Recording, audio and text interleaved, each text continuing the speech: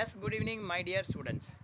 இன்றைக்கி நம்ம டேலியில் என்ன பார்க்க போகிறோம் அப்படின்னா 2-3 டாபிக் பார்க்க போகிறோம். அதில் ஒரு டாபிக், ஃபஸ்ட்டு டாபிக் வந்து பார்த்திங்கன்னா bill wise management in tally prime. Bill wise management அப்படிங்கிறது என்ன? முதல்ல பில் வைஸ்னால் என்ன, எதுக்காக இருக்குது? இந்த பில் வைஸ் அப்படிங்கிறது ஒரு ரெஃபரன்ஸ் நம்பர். அந்த ரெஃபரன்ஸ் நம்பர் எதுக்காக இருக்குது அப்படின்னா, ஒருத்தனுக்கு நம்ம பேமெண்ட்டு பண்ணிட்டோமா இல்லையா, நம்ம வந்து கிரெடிட் பர்ச்சேஸ் பண்ணியிருக்கோம், நம்ம கிரெடிட் பர்ச்சேஸ் பண்ணதுக்கு அந்த பில்லுக்கு நம்ம பேமெண்ட்டு பண்ணிட்டோமா இல்லையா. ஏன்னா நம்ம கண்டினியூஸாக ஒரு சப்ளையர்கிட்டருந்து பர்ச்சேஸ் பண்ணிகிட்டே இருப்போம். மந்த் எண்டில் 4-5 பில், 5 பில், 6 பில்லுக்கு சேர்த்து நம்ம பேமெண்ட் கொடுப்போம். அந்த மாதிரி இருக்கும்போது எந்த பில்லாவது விடுபட்டு போகாமல் எல்லா பில்லும் பேமெண்ட் பண்ணிட்டோமா இல்லையாங்கிறத கன்ஃபார்ம் பண்ணிக்கிறதுக்காக இருக்குது. அதே மாதிரி நீங்கள் கிரெடிட் சேல் பண்ணியிருப்பீங்க. அந்த மாதிரி கிரெடிட் சேல் பண்ணும்போது ஒரு பார்ட்டிக்கு ஒரு 10-15 கிரெடிட் சேல் பண்ணியிருப்பீங்க. அவன் வந்து பணம் அனுப்புவான். அதில் 1-2 பில் விட்டு கூட போயிருக்கலாம். ஸோ எல்லா பில்லுக்கும் பேமெண்ட் வந்துடுச்சா அப்படின்னு சொல்லி ட்ராக் பண்ணுறதுக்காக தான் இந்த பில் வைஸ் டீடைல் இருக்குது. மெயின்டைனிங் பில் வைஸ் டீடைல், ஓகேவா? மெயின்டைனிங் பில் வைஸ் டீடைல் அதுக்காக தான் இருக்குது. முதல்ல இதை என்ன சொல்லுவோம் அப்படின்னா ரெஃபரன்ஸ் அப்படின்னு சொல்லுவோம். ரெஃபரன்ஸ் அப்படிங்கிறது என்ன? ரெஃபரன்ஸ் அப்படிங்கிறது யாருக்கு எதை எப்படி சொன்னால் புரியுமோ அதுதான் அவனுக்கு ரெஃபரன்ஸ், ஓகேவா? யாருக்கு எதை எப்படி சொன்னால் புரியுமோ அதுதான் அவனுக்கு ரெஃபரன்ஸ். ஃபார் எக்ஸாம்பிள், நீங்கள் உங்களை ஒரு ஹவுஸ் ஓனராக கருதிங்க. உங்கள் வீட்டில் ஒரு டெனண்ட் இருக்காங்க. அந்த டெனண்ட்டு ஒரு 4 மாதமாக வாடகை கொடுக்காமல் இருக்கான். அப்போ அந்த டெனண்ட்டுக்கிட்ட வாடகை கேட்கும்போது என்ன கேட்பீங்க? பில் நம்பர் 1 அதுக்கு வாடகை தரல, பில் நம்பர் 2 வாடகை தரலன்னா அவன் போடாண்டு போயிடுவான்.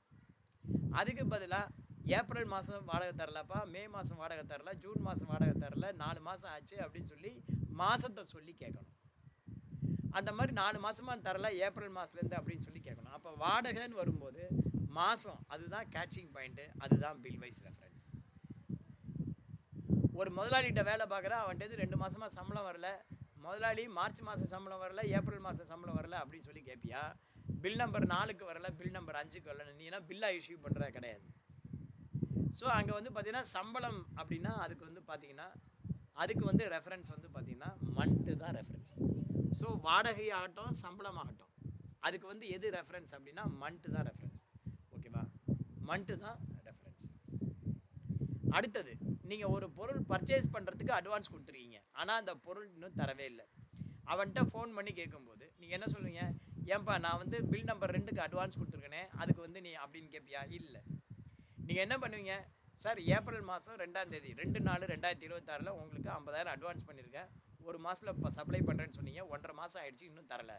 ஸோ அட்வான்ஸு அப்படின்னு வரும்போது அது வந்து பார்த்திங்கன்னா என்ன, டேட்டு தான் அதுக்கு ரெஃபரன்ஸ். அட்வான்ஸ்னால் என்றைக்கு கொடுத்தேன், வாடகைனா எந்த மாதம், சம்பளம்னா எந்த மாதம், வாடகைனா எந்த மாதம். அட்வான்ஸ் அப்படின்னா என்றைக்கு, டேட்டு முக்கியம். அட்வான்ஸுங்கிறது என்றைக்கு.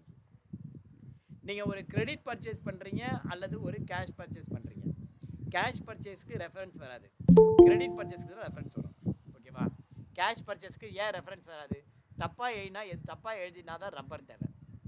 கேஷ் வாங்கிட்டீங்க, அப்புறம் ஏன் ரெஃபரன்ஸ்? ரெஃபரன்ஸ் அப்படிங்கிறது எதுக்காக இருக்குது அப்படின்னா, கிரெடிட் சேல் பண்ணியிருப்போம், அவங்ககிட்டேருந்து பேமெண்ட் வரணும், அதை ட்ராக் பண்ணுறதுக்கு தான், ஓகேவா? தப்பாக எழுதினா தான் ரப்பர். அந்த மாதிரி நீங்கள் கிரெடிட் சேல் பண்ணினா தான் பில் வைஸ் டீடைல் வரும். அப்போ நீங்கள் கிரெடிட் சேல் பண்ணுறீங்களோ, கிரெடிட் பர்ச்சேஸ் பண்ணுறீங்களோ, invoice number and invoice date, அதுதான் வந்து ரெஃபரன்ஸ். ஸோ யாருக்கு எதை எப்படி சொன்னால் புரியுமோ அதை அப்படியே அவனுக்கு சொன்னால் புரியும், அதுக்கு பேர் தான் ரெஃபரன்ஸ். டேலியில் மொத்தம் எத்தனை வகையான ரெஃபரன்ஸ் இருக்குது அப்படின்னா 4 வகையான ரெஃபரன்ஸ் இருக்குது. டேலியில் மொத்தம் எத்தனை வகையான ரெஃபரன்ஸ் இருக்குது? டேலியில் டைப் ஆஃப் ரெஃபரன்ஸ், என்னென்ன வகையான ரெஃபரன்ஸ் இருக்குது, எதுக்காக அந்த டேலியில் அந்த ரெஃபரன்ஸ்லாம் இருக்குது, ஓகேவா? முதல்ல வந்து டைப் ஆஃப் ரெஃபரன்ஸ், அதை நம்ம எப்போ யூஸ் பண்ணுவோம்? Type of reference, type of reference, type of reference அதை நம்ம எப்போ யூஸ் பண்ணுவோம்? when to யூஸ், நம்ம அதை எப்போ யூஸ் பண்ணுவோம்? ஃபஸ்ட்டு வந்து பார்த்தீங்கன்னா அட்வான்ஸ் அப்படின்னு ஒரு ரெஃபரன்ஸ் இருக்குது. அட்வான்ஸ் ரெஃபரன்ஸ் எக்ஸாம்பிள் எப்படி இருக்கும், எப்போ யூஸ் பண்ணுவோம்? எக்ஸாம்பிள் 2 சொல்லுவோம்.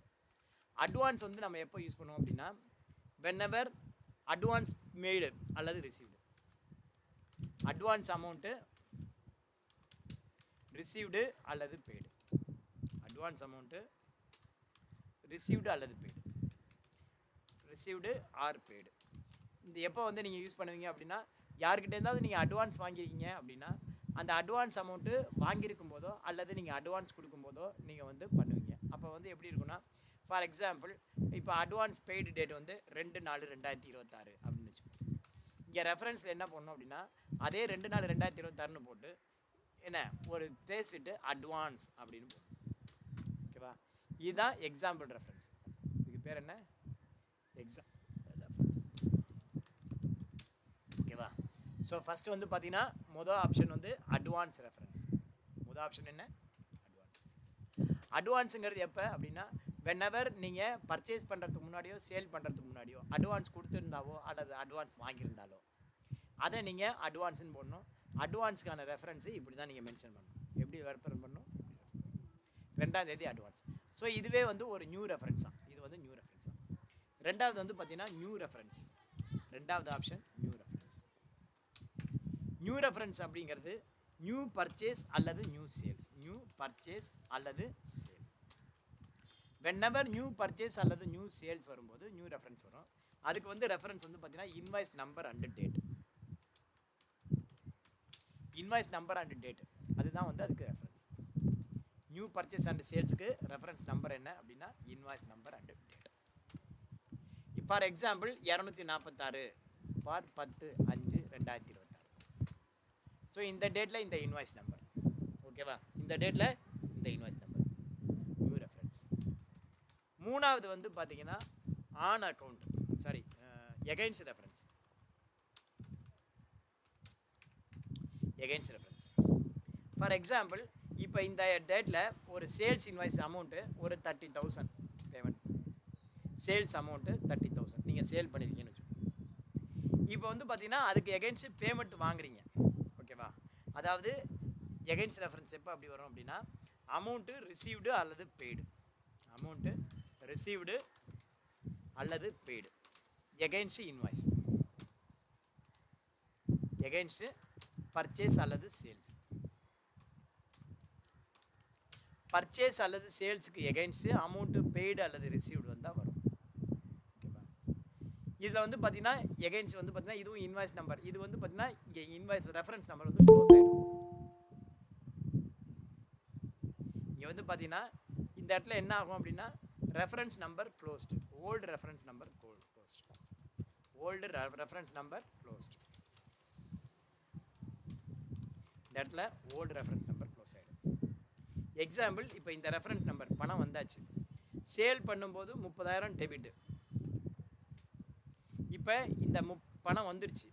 ஓகேவா? பணம் வந்துடுச்சு. அப்போ என்ன பண்ணுவோம்? இதை அடிச்சிடுவோம். Against reference. அந்த பணம் வந்தாச்சு.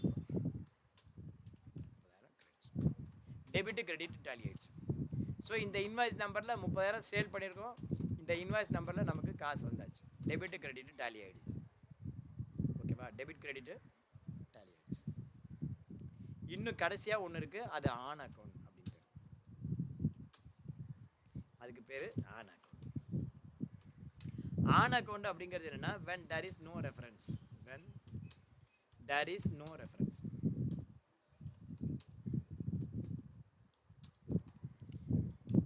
ரெஃபரன்ஸ் நம்பர் இல்லை அப்படின்னா என்ன பண்ணுறது? எதுவுமே வராது. Not applicable. அவ்வளோதான். நீ அப்படியே லூஸில் விட்டாலே அது என்ன ஆகும்? அதுவே அப்படியே நாட் அப்ளிகபிள் தான். Leave it as blank. ஓகேவா? அது வந்து நாட் அப்ளிகபிள். ஒன்றுமே போடாமல் விட்டால் ஆட்டோமேட்டிக்காக அது ஆன் அக்கௌண்ட்டில் தான் உட்காரும்.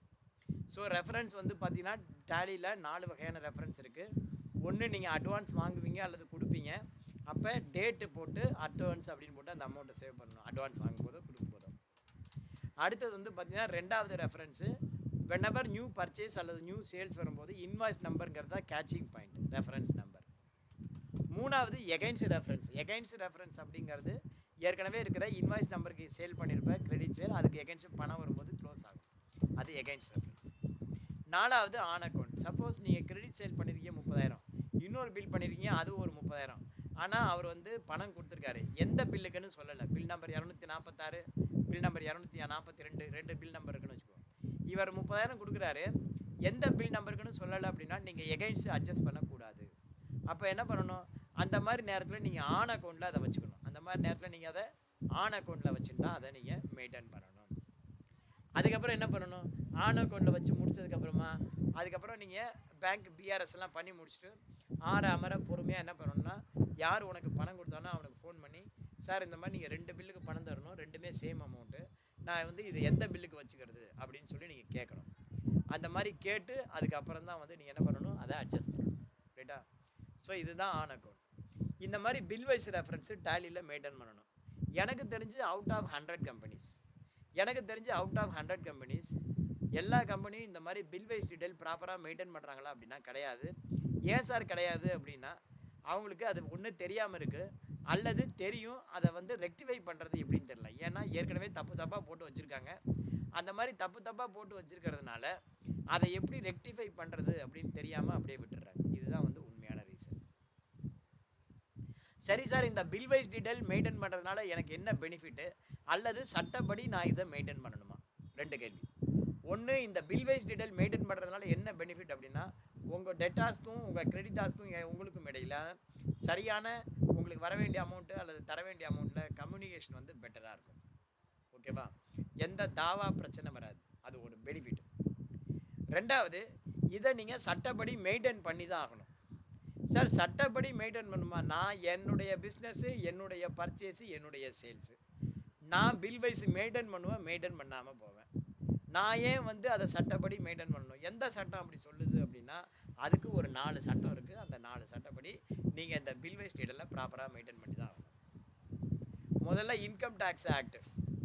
As per the income tax act, உங்களுடைய அக்கௌண்ட்ஸ் வந்து டேக்ஸ் ஆடிட் கேஸாக இருந்துச்சுன்னா, டேக்ஸ் ஆடிட் கேஸ் அப்படிங்கிறது 2 கோடிக்கு மேலே இருக்கிற டர்ன் ஓவர், உங்களுடைய அக்கௌண்ட்ஸு டேக்ஸ் ஆடிட் கேஸாக இருந்தது அப்படின்னா, அந்த மாதிரி டேக்ஸ் ஆடிட் ரிப்போர்ட் ஒன்று 3CBன்னு ஒன்று கொடுப்பாங்க, ஃபைல் பண்ணுவாங்க. அப்போ along with income tax return file பண்ணதுக்கப்புறமா நீங்கள் கட்டின டேக்ஸ்லாம் கரெக்டாக கட்டிட்டீங்களான்னு ஆடிட்டர் வெரிஃபை பண்ணி ஒரு அக்கௌண்ட்ஸ் சப்மிட் பண்ணுவார். உங்களுடைய அக்கௌண்ட்ஸை பற்றி ஒரு ரிப்போர்ட் கொடுப்பார்.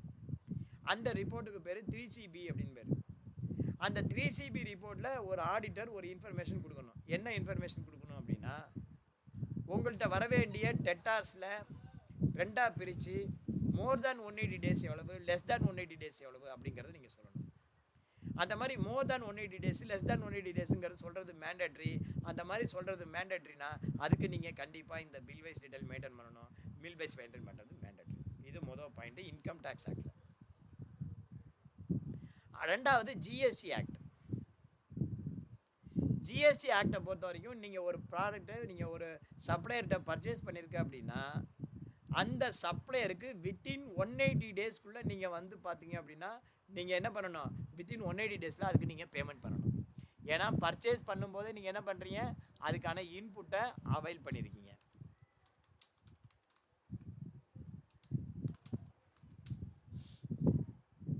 Input reversal in GST when payment not made. அது என்ன செக்ஷன் அப்படிங்கிறது நான் சொல்கிறேன்.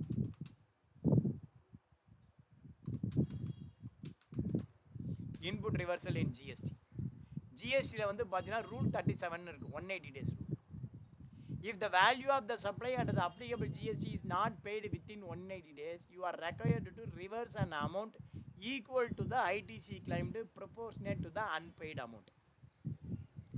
ஃபார் எக்ஸாம்பிள், நீங்கள் ஒரு பர்ச்சேஸ் பண்ணியிருக்கீங்க, அந்த பர்ச்சேஸ் பண்ணதுக்கு வேல்யூ 1 lakh, அந்த 1 lakh + 18,000, 1,18,000, அந்த என்டையர் 1,18,000 நீங்கள் பேமெண்ட்டே பண்ணலை அப்படின்னா, ஏப்ரல் மாதம் நீங்கள் வந்து என்ன பண்ணியிருப்பீங்க, பர்ச்சேஸ் பண்ணியிருப்பீங்க. ஏப்ரல் 2026 பர்ச்சேஸ் பண்ணியிருக்கீங்க. அப்போ அந்த 18,000 இன்புட்டை ஏப்ரலில் எடுத்து நீ உன்னுடைய அவுட்புட்டுக்கு அட்ஜஸ்ட் பண்ணியிருப்பேன். வித்தின் 180 டேஸ்க்குள்ளே என்ன பண்ணணும், அதுக்கான பேமெண்ட் பண்ணணும். வித்தின் 180 டேஸ்னால் எவ்வளவு, ஏப்ரல் 25, அதுலேருந்து 180 டேஸ் என்றைக்குன்னு பார்க்கணும். ஓகேவா? ஃபார் எக்ஸாம்பிள் 1/4/2026 நீங்கள் வந்து ஒரு ப்ராடக்ட் சேல் பண்ணியிருக்கீங்கன்னா, அதுலேருந்து 80 நாள், 180 நாள் அப்படி பார்த்தீங்கன்னா உங்களுக்கு நியர்லி 1/4/2026 கிட்டத்தட்ட வந்து பார்த்தீங்கன்னா உங்களுக்கு செப்டம்பர் 30க்குள்ளே நீங்கள் பேமெண்ட் பண்ணணும்.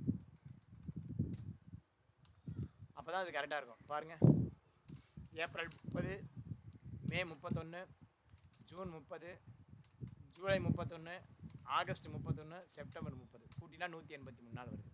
ஸோ செப்டம்பர் 30னா செப்டம்பர் 26க்குள்ளே பேமெண்ட் பண்ணிருக்கணும். நீங்கள் 1 நாளில் ஒரு ப்ராடக்ட் வாங்கியிருக்கீங்கன்னா அதுக்கு நீங்கள் செப்டம்பர் 26க்குள்ளே நீங்கள் அதுக்கு பில்லை பேமெண்ட்டு பண்ணிடணும். அப்படி பேமெண்ட் பண்ணலைன்னா செப்டம்பர் மாதம் ரிட்டர்ன் அக்டோபரில் வரும்போது இந்த 18,000 நீங்கள் ரிவர்சல் பண்ணிடணும். ஓகேவா? ஸோ அதை வந்து நீங்கள் ட்ராக் பண்ணுறதுக்கு தேவைப்படுது. இது ரெண்டாவது. முதல் ரீசன் என்ன சொன்னேன்? As per the income tax act தேவைப்படுது. ஓகேவா? ஒய் மேண்டட்ரி அப்படின்னு ஒரு கேள்வி போடும். Bill wise reference why mandatory, bill wise reference ஏன் மேண்டட்ரி, ஒய் மேண்டட்ரி. ஒன்று வந்து income tax act. Income tax act படி more than 180 days, less than 180 days. More than 180 days, less than 180 days. அதை வந்து நீங்கள் பிரிக்கணும். அதுக்கு தேவைப்படுது.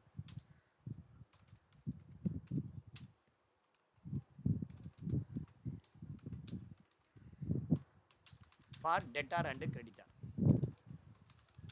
Debtor and creditor. ஸோ உங்களுடைய டெட்டார்ஸ் கிரெடிட்டார்ஸில் மோர் தென் 180 டேஸ் எவ்வளவு, லெஸ் தென் 180 டேஸ் எவ்வளோன்னு ரிப்போர்ட் பண்ணணும். அதுக்காக எதில்? 3CBயில் 3CB report done by auditor. ரெண்டாவது கேஸு ஜிஎஸ்டி.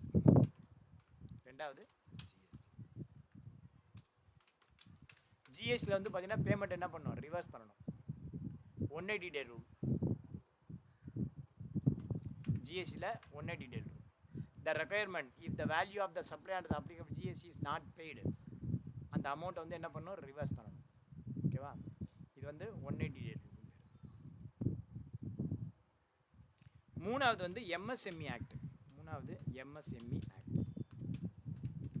MSME ஆக்டில் என்ன சொல்லுது?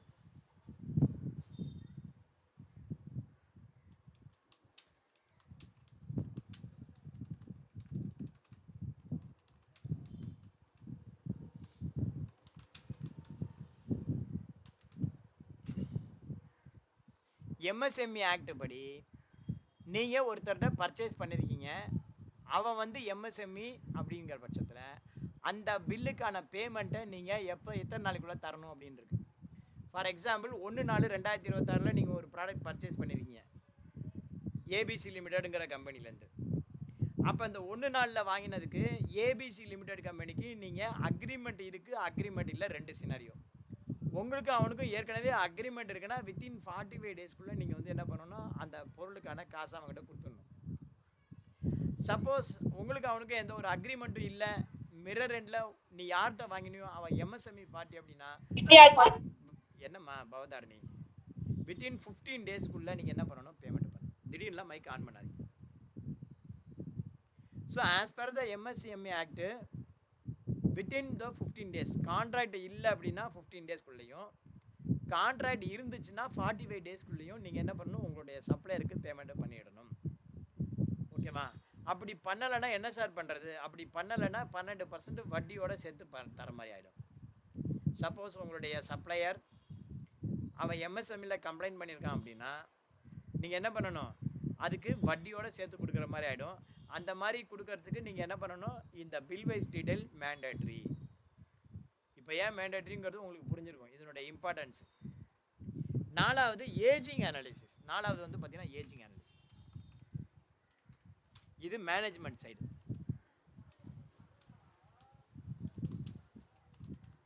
மேனேஜ்மெண்ட் சைடு வந்து பார்த்தீங்கன்னா it is not mandatory but ageing analysis. அதாவது ஆறுன கஞ்சி பழங்கஞ்சி அப்படிம்பாங்க. ஆறுன கஞ்சி பழங்கஞ்சி அப்படின்னு. இப்போ நம்ம ஒருத்தருக்கு ஒரு பொருளை விற்றுருக்கோம், 10 நாளில் பணம் தரேன்னா 8 நாளைக்குள்ளே அவன்கிட்ட பணத்தை வாங்கிடணும். அவன் தருவான்னு உட்காந்து இருந்தோன்னா 20 நாள் ஆகும், 30 நாள் ஆகும், கடைசியில் தரவே மாட்டான், நாமத்தை போட்டுட்டு போயிடுவான், நஷ்டம் நமக்கு தான். இதில் ஒரு ரூல் இருக்குது, பரேட்டோ ரூல் அப்படின்னு ஒன்று இருக்குது. பெரேட்டோ அனாலிசிஸ் அப்படிம்பாங்க. அந்த பெரேட்டோ அனாலிசிஸ்லாம் பண்ணி பார்க்கணுன்னா, ஏஜிங் அனாலிசிஸ் பண்ணி பார்க்கணும் அப்படின்னா, அந்த ஏஜிங் அனாலிசிஸு உனக்கு வர வேண்டிய கடனை லெஸ் தேன் 30 டேஸ் எவ்வளவு, 30 to 60 டேஸ் எவ்வளவு, மோர் தேன் 60 டேஸ் எவ்வளவு, இப்படிலாம் நீ அனாலிசிஸ் பண்ணணும் அப்படின்னா அதுக்கு என்னம்மா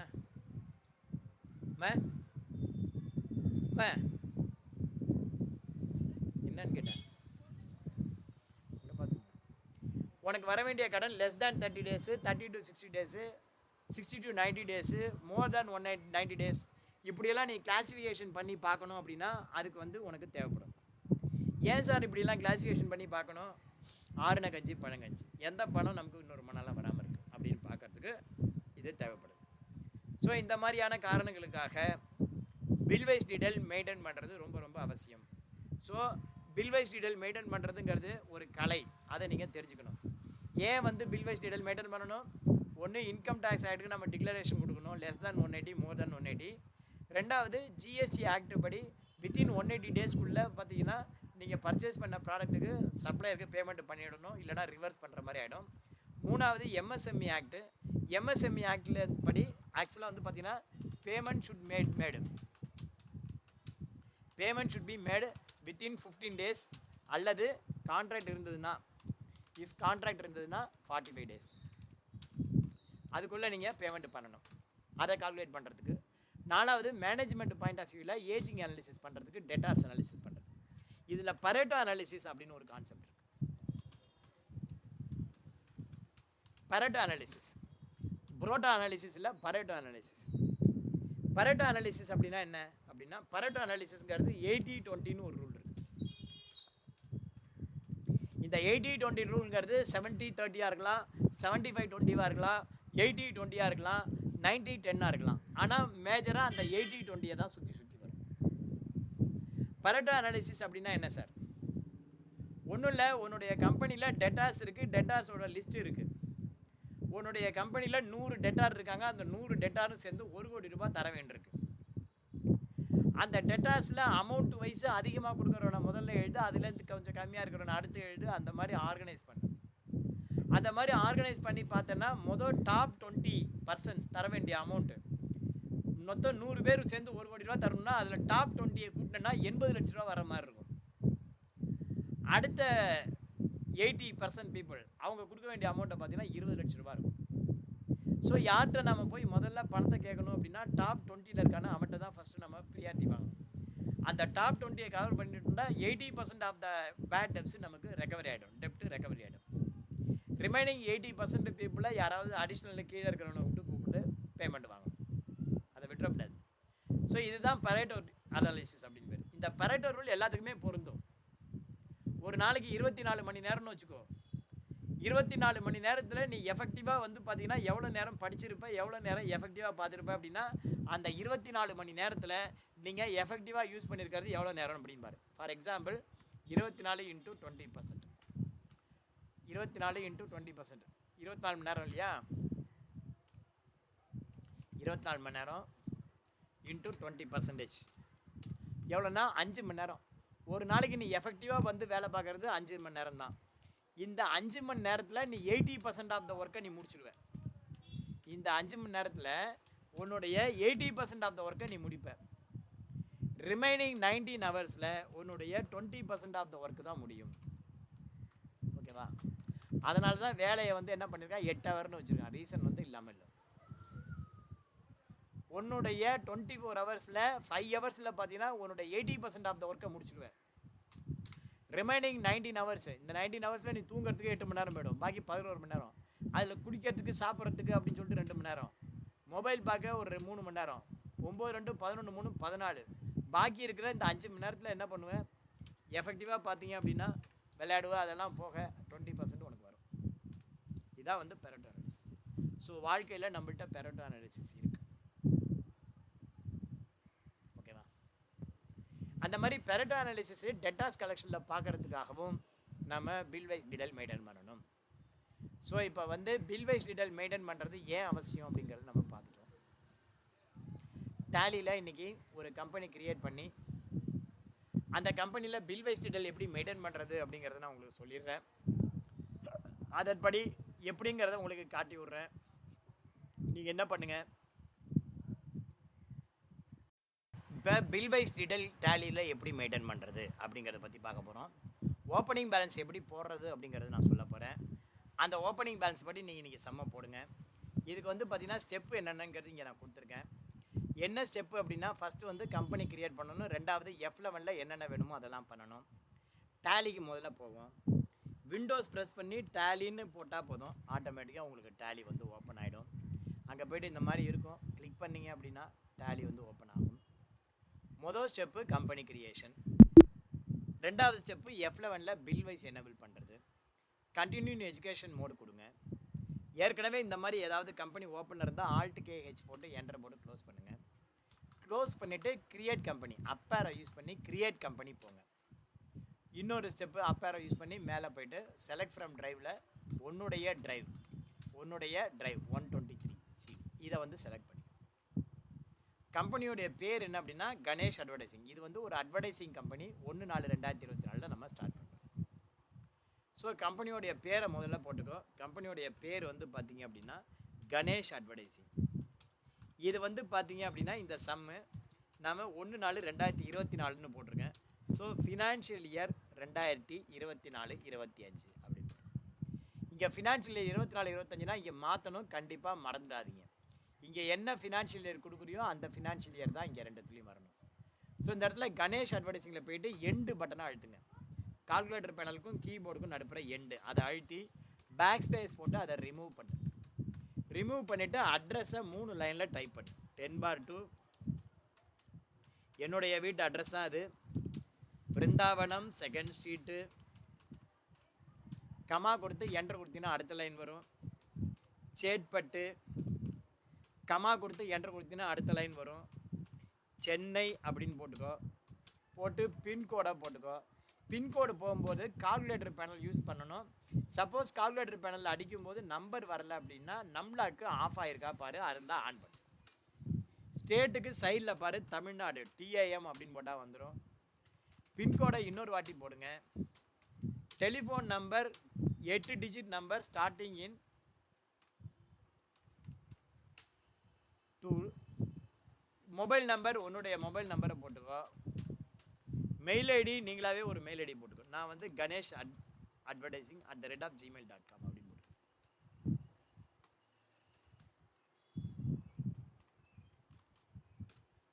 வெப்சைட் இருந்தால் வெப்சைட் போட்டுக்கோ. ஃபினான்ஷியல் இயர் மறக்காமல் மாற்று. 1/4/24 to 1/4/24. என்டர் கொடுத்து சேவ் பண்ணி என்டர் கொடுத்து சேவ் பண்ணி. நீங்கள் கம்பெனி கிரியேட் பண்ணதும் உங்களுடைய ரெக்குயர்மெண்ட்டுக்கு ஏற்ற மாதிரி நீங்கள் மாற்றிக்கணும். இங்கே உனக்கு என்னென்ன வேணும் அப்படின்னா இந்த இனிமேல் நம்ம பில் வைஸ் பார்க்க போகிறோம், அதனால் எஸ் கொடுத்துருங்க. இன்வென்ட்ரி அதுவும் எஸ் இருந்துட்டு போட்டோம். ஜிஎஸ்டி அதுவும் எஸ் இருந்துட்டு போட்டோம். இந்த இடத்துல இந்த கணேஷ் அட்வர்டைசிங்கோட ஜிஎஸ்டி நம்பர் போடணும். அதுக்கு என்ன பண்ணணும்னா கூகுளில் போய்ட்டு GST number for Ganesh advertising போட்டால் வரும். நீங்கள் என்ன நம்பர் போட்டாலும் வரும். GST number Ganesh advertising Chennai அப்படின்னு போட்டால் வரும். அந்த நம்பரை தூக்கி அப்படியே போட்டுருங்க. 33 ஸ்டார்ட் ஆகும். ஜிஎஸ்டி நம்பர் 33 ஸ்டார்ட் ஆகும். கணேஷ் அட்வர்டைசிங் சென்னைன்னு போடுங்க. கணேஷ் அட்வர்டைசிங் சென்னை தமிழ்நாடு அப்படின்னு போட்டால் தான் 33 வரும். இதோ பாருங்க, ஏதோ ஒரு நம்பர் வருது, அந்த நம்பரை எடுத்து அப்படியே போட்டுக்கோ. இதுதான் கணேஷ் அட்வர்டைசிங் நம்பர். இதுதான் கணேஷ் அட்வர்டைசிங்கோட நம்பர். அந்த நம்பரை தூக்கி இங்கே போட்டுக்கிறோம். இது யார் நம்பரோ போடுறோம், அவ்வளோதான். அடுத்தது பீரியாடிசிட்டி வந்து மந்த்லின்னு போட்டு என்டர் கொடுத்து சேவ் பண்ணுங்கள். என்டர் கொடுத்து சேவ் பண்ணுங்கள், இல்லை கண்ட்ரோல் ஏ கொடுத்து சேவ் பண்ணுங்கள். ஸோ இது 2வது ஸ்டெப். முதல் ஸ்டெப்பு கம்பெனி கிரியேஷன். 2வது ஸ்டெப்பு F11 எனேபிள் பண்ணணும். இங்கே வந்து நான் கீழே ஸ்டெப்பு கொடுத்துருக்கேன், அந்த ஸ்டெப்பை ஃபாலோ பண்ணு. முதல் ஸ்டெப்பு கம்பெனி கிரியேஷன் ஓகே. 2வது ஸ்டெப்பு F11 ஓகே. 3வது ஸ்டெப்பு ஓப்பனிங் பேலன்ஸ் கிரியேட் பண்ணணும். இப்போ நீங்கள் புதுசாக ஒரு கம்பெனி கிரியேட் பண்ணியிருக்கு அப்படின்னா டிஃபால்ட்டாக டேலியில் 28 குரூப் இருக்குது. டிஃபால்ட்டாக டேலியில் 2 லெட்ஜர், ஒன்று கேஷ், இன்னொன்று ப்ராஃபிட் அண்ட் லாஸ் அக்கௌண்ட். அதில் அந்த கேஷ் லெட்ஜரை மாற்றுங்க. கேஷ் லெட்ஜர் மாற்றுறதுக்கு கண்ட்ரோல் ஹோம் கண்ட்ரோல் எண்டு கொடுத்தீங்கன்னா டாப்பில் வந்துடும். இங்கேருந்து இங்கே வரதுக்கும் இங்கேருந்து மேலே போகிறதுக்கும் கண்ட்ரோல் ஹோம் கண்ட்ரோல் எண்டு. இந்த சம்மில் ஓப்பனிங் பேலன்ஸ் வாங்க மேலே. இந்த சம்மு எப்படி இருக்குன்னு சொல்லிடுறேன். ட்ரையல் பேலன்ஸ் இருக்குது. இந்த ட்ரையல் பேலன்ஸ் இது வந்து நீங்கள் பார்த்துட்டு இருக்கிறது ட்ரையல் பேலன்ஸ். அதில் டெபிட்டும் கிரெடிட்டும் இருக்குது. இந்த பக்கம் கிரெடிட் சைடு இருக்குது, இந்த பக்கம் டெபிட் சைடு இருக்குது. ஓகேவா? முதல்ல நம்ம கேஷ் லெட்ஜரை ஆல்டர் பண்ணுவோம். இந்த இடத்துல கேஷ் வந்து பார்த்தீங்கன்னா 1,35,000 இருக்குது. முதல்ல கேஷ் வந்து ஆல்டர் பண்ணுவோம். 1,35,302 கேஷ். ஓகேவா? போட்டாச்சு. என்டர் கொடுத்து சேவ் பண்ணுவோம். அடுத்தது பேங்க் லெட்ஜர் இருக்கா பாருங்க. கேஷ் லெட்ஜர் போட்டாச்சு. இந்தியன் பேங்க் ஓடி அக்கௌண்ட் இருக்குது. பேங்க் லெட்ஜர் டெபிட் பேலன்ஸில் இருக்கா பாப்பா. Indian bank account number IFSC code இங்கே இருக்குது.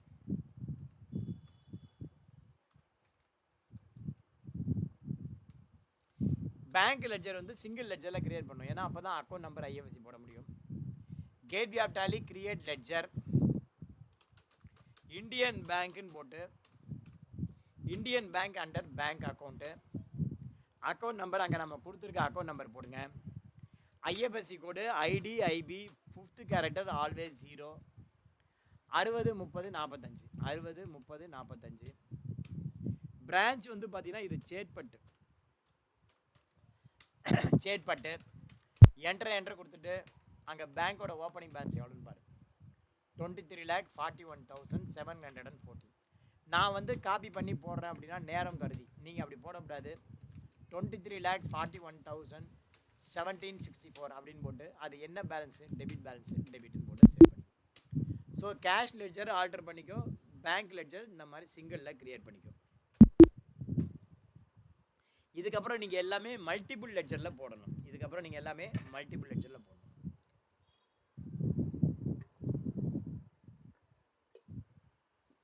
மல்டிபிள் லெட்ஜரில் போடும்போது எப்படி சார் போடுறது அப்படின்னா, முதல்ல சன்ட்ரி டெட்டாரை விட்டுருங்க, அதுக்கப்புறம் அதை தவிர பாக்கியெல்லாம் போடுங்க. சன்ட்ரி டெட்டாவில் 2-3 இருக்குது. இது வந்து பார்த்தீங்கன்னா இது அட்வான்ஸ், இது அட்வான்ஸ்லாம் பார்த்தீங்கன்னா கிரெடிட் பேலன்ஸ். இது வந்து பார்த்தீங்கன்னா வர வேண்டிய அமௌண்ட்டு, இதெல்லாம் டெபிட் பேலன்ஸ். முதல்ல மல்டிபிளில் போய்ட்டு ஆல் அக்கௌண்ட் செலக்ட் பண்ணி சன்ட்ரி டேட்டாவை தவிர பாக்கியெல்லாம் போட்டுருங்க. மல்டிபிள் எப்படி கிரியேட் பண்ணணும், gateway of tally chart of accounts ledger alt H multi create under all item. மேலே வந்து ஆல் ஐட்டம் செலக்ட் பண்ணிங்கன்னா நீங்கள் நேம் ஆஃப் லெட்ஜர் போடும்போது அண்டர் வந்து நீங்கள் மேனுவலாக செலக்ட் பண்ணணும்.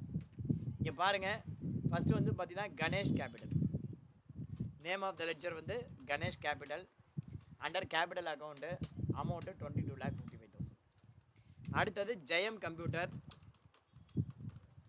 அண்டர் வந்து சன்ட்ரி கிரெடிட்டார். இதுக்கு நான் பிரேக்கப் எதுவும் தரலை. பிரேக்கப் எதுவும் இல்லைன்னா என்ட்ரு கொடுத்தீங்கன்னா எல்லாமே ஆன் அக்கௌண்ட்டில் போயிடும். அடுத்தது அப்படியே இருக்கட்டும். சிஇபி லோன் வந்து பார்த்தீங்கன்னா அண்டர் அன்செக்யூர்ட் லோனு அமௌண்ட்டை போடு.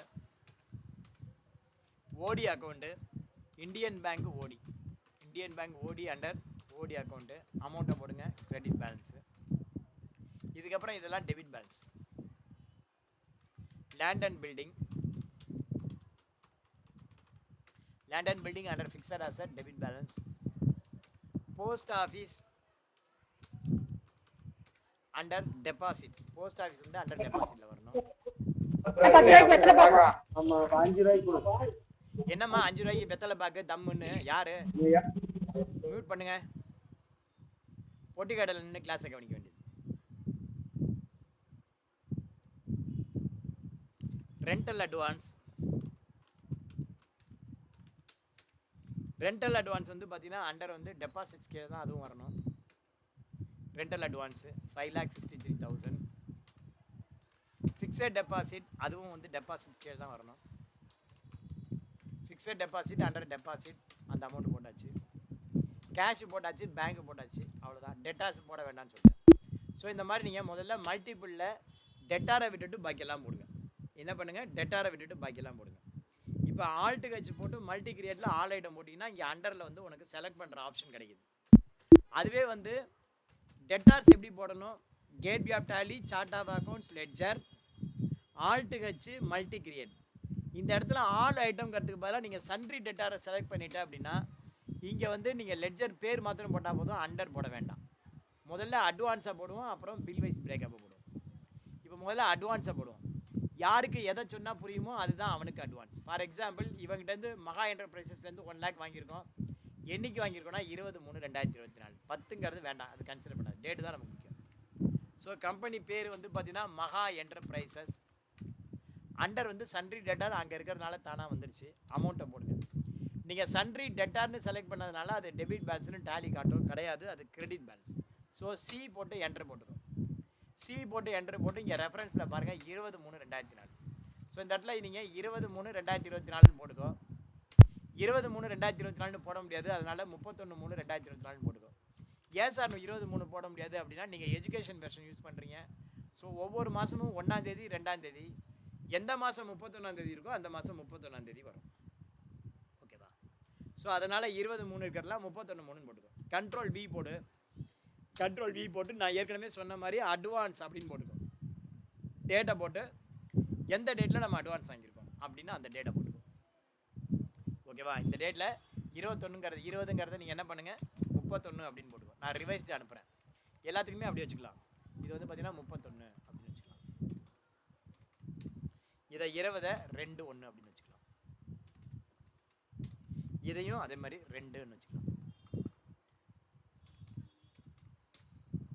இதை 1ஆம் தேதினு வச்சுக்கலாம்.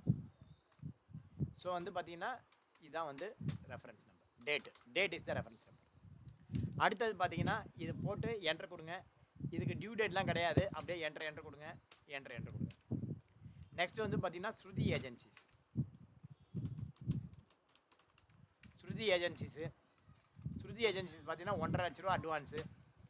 டெபிட்டை வந்து கிரெடிட்டுன்னு மாற்றிட்டு இங்கே அதே 31/3/24 தான். இங்கே அதே அமௌண்ட்டு 31/3/24 அப்படின்னு போட்டு பக்கத்தில் அட்வான்ஸ்னால் அட்வான்ஸ் அப்படின்னு போட்டு டியூ டேட்லாம் ஒன்றும் கிடையாது. என்ட்ரு கொடுங்க. ஸோ அட்வான்ஸ் அமௌண்ட்டை இப்படி தான் நீங்கள் என்ட்ரி பண்ணணும்.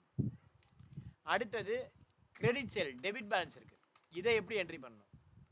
Sundry debtor breakup debit balance. இந்த டெபிட் பேலன்ஸை எப்படி என்ட்ரி பண்ணணும்? இப்போ அபிராமி அன்கோ வந்து பார்த்தீங்கன்னா 6,43,000 தரணும். இந்த 6,43,000 எப்படி தரணும் அப்படின்னா இந்த பில் நம்பரில், அதாவது இந்த பில் நம்பரில் 1,93,000, இந்த பில் நம்பரில் 2,25,000, இந்த பில் நம்பரில் இந்த 3 அமௌண்ட்டையும் சேர்த்து கூட்டினா அந்த அமௌண்ட் வந்துடும். ஃபார் எக்ஸாம்பிள் இந்த பில் அமௌண்ட்டு ப்ளஸ் இந்த பில் அமௌண்ட்டு ப்ளஸ் இந்த பில் அமௌண்ட் 3 சேர்ந்தா 6,43,977, 6,43,977. ஸோ முதல்ல நம்ம டேலியில் டோட்டல் அமௌண்ட்டை போட்டுட்டு அதுக்கான பிரேக்கப்பை என்ட்ரி பண்ணணும். அபிராமி அன்கோ வர வேண்டிய அமௌண்ட்டு இதை எப்படி பண்ணணும் அப்படின்னா அபிராமி அன்கோ பார்ட்டி யார்? அபிராமி அன்கோ எவ்வளோ அமௌண்ட்டுனா என்ட்ரு கொடுங்க. என்ட்ரு கொடுத்துட்டு அதுக்கு பிரேக்கப் இங்கே மெயின்டைன் பண்ணணும். இங்கே பிரேக்கப் பாருங்கள். இந்த அமௌண்ட்டை போட்டுக்கோ. 2/4/2019 bill number 252. So 2/4/2019 bill number 252. 15 நாள் கிரெடிட் நீங்களாகவே போட்டுக்கோ. அந்த பில் நம்பர் வந்து 1,93,000. எல்லாத்துக்குமே 15 நாள் கிரெடிட் போட்டுக்கோ. ரெண்டாவது பில்லு பாருங்கள். 1/5/17 பில் நம்பர் 18. 1/5/17 bill number 18. சரி, 15 நாள் கிரெடிட்டு. மொத்த அமௌண்ட்டு 6,43. அதில் இந்த அமௌண்ட்டு இந்த 2 பில் அமௌண்ட்டு போக பேலன்ஸ் வந்து நீ ஒன்றுமே போடலைன்னா ஆன் அக்கௌண்ட்டில் போய் உட்காரு ஆட்டோமேட்டிக்காக. ஸோ ஆன் அக்கௌண்ட்டுங்கிறது ஒன்றுமே பண்ண வேண்டாம். நீ அப்படியே விட்டாலே ஆன் அக்கௌண்ட்.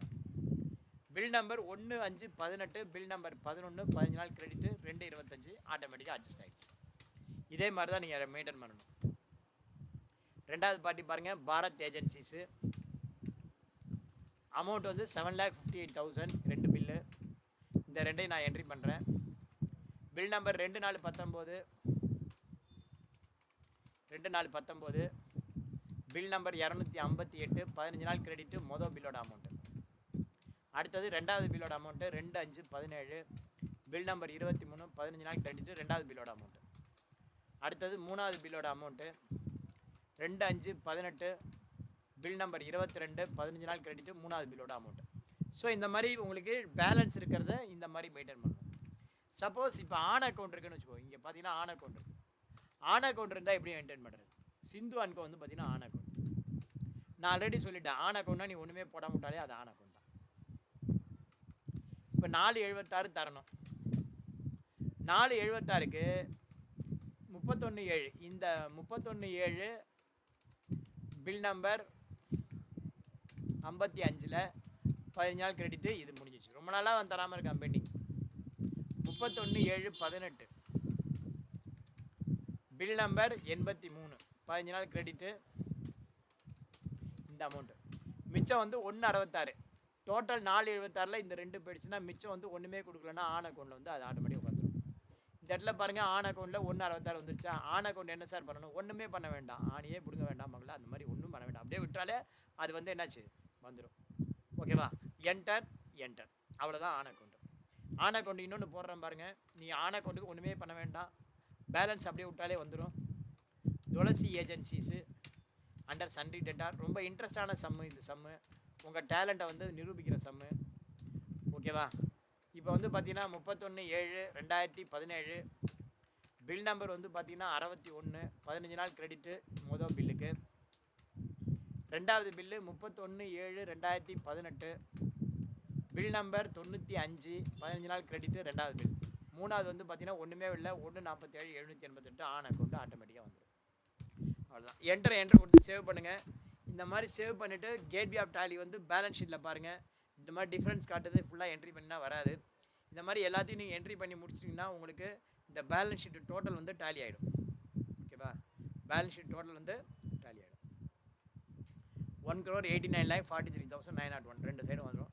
அந்த மாதிரி வந்ததுன்னா நீங்கள் பண்ணினது ரைட்டுன்னு அர்த்தம். ஸோ இன்றைக்கி நீங்கள் வந்து ஓப்பனிங் பேலன்ஸை நீங்கள் போட்டு பார்த்துருக்க தயவு செஞ்சு. நாளைக்கு நாம் வாழ்க்கையிலே நமக்கு முதல்ல அக்கௌண்டிங் டிரான்சாக்ஷன் கோல்டன் ரூல் இல்லாமல் எப்படி ஈஸியாக பண்ணுறது அப்படிங்கிறத சொல்லித்தர போகிறோம்.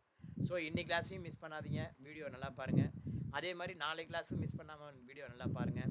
அந்த மாதிரி பார்த்துட்டிங்க அப்படின்னா லைஃப் லாங் நமக்கு அக்கௌண்ட்ஸில் எந்த ஒரு கன்ஃபியூஷனும் வராது. அந்த மாதிரி நம்ம செய்ய போகிறோம். ஸோ தந்த வாய்ப்புக்கு நன்றி கூறி விடைபெறுவது நான் உங்கள் டாலி சீனிவாசன். உங்களுக்கு இது பிடிச்சிருந்ததுன்னா இந்த சேனலை சப்ஸ்கிரைப் பண்ணுங்கள். இது வரைக்கும் பண்ணாமல் இருந்தால் ஷேர் பண்ணுங்கள், பெல் பட்டன் அழுத்துங்க. நன்றி கூறி விடைபெறுவது நான் உங்கள் டாலி சீனிவாசன். ஜெய் ஹிந்த்.